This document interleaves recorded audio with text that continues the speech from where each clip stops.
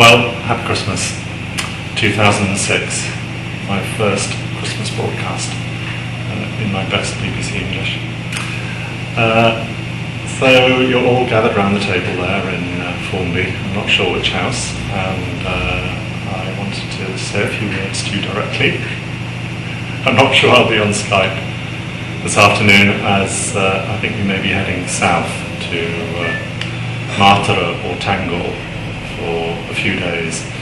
Ian, Mike and Phil, friends from London, are here, and we're going to spend a few days travelling down the south coast to many of the areas hit by the tsunami 2 years ago. 2 years, my goodness me, that seems a long time now. A lot has happened in that time, and not least of all the war here has got a lot worse since the tsunami, and it's actually continuing today. Just checking on the websites, and there's shelling going on in the eastern province. So what can I say for my Christmas message? Of course, the year started with a memorable event in all our lives, with Raymond dying, and come to terms with the fact that he's no longer with us physically, but his personality is still very much with us, and his spirit, I'm clear about that. And one memorable story of the year and all the work that I've been doing, of course it's the most memorable story is often the one that you've heard most recently, and for me it was sitting with a group that CAFOD supports in the Gambahar area, but just north of Colombo. And we were looking at stories of change.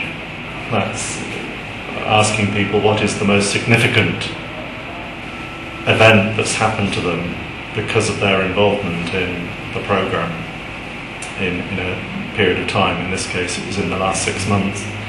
And two stories came up in that meeting which really stick in my mind. One was of a woman in the free trade zone working in a textile factory, who found that there was so little time given to go to the loo during the day, during the working day, that it was best for her not to drink water, and then she could keep going to the loo to a minimum.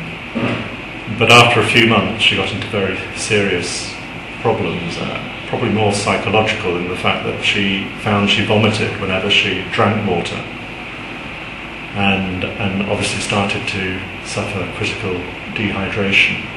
And her fellow workers came to the centre that CAFOD supports to try and help this woman overcome this terrible problem that was clearly killing her. So she did overcome it with some psychiatric help, but it's very significant, isn't it, that in this day and age, people earning only $5,500, which is about $50 a month, working in a factory, making our Nike clothes and our Gap clothes, actually have to get to a stage of not drinking water to get through the working day. And the second story from the same group of people was a small human rights centre that gives advice to workers. And this one chap was saying the most significant thing that happened to him was that his best slippers were taken by a worker that he was giving legal advice to.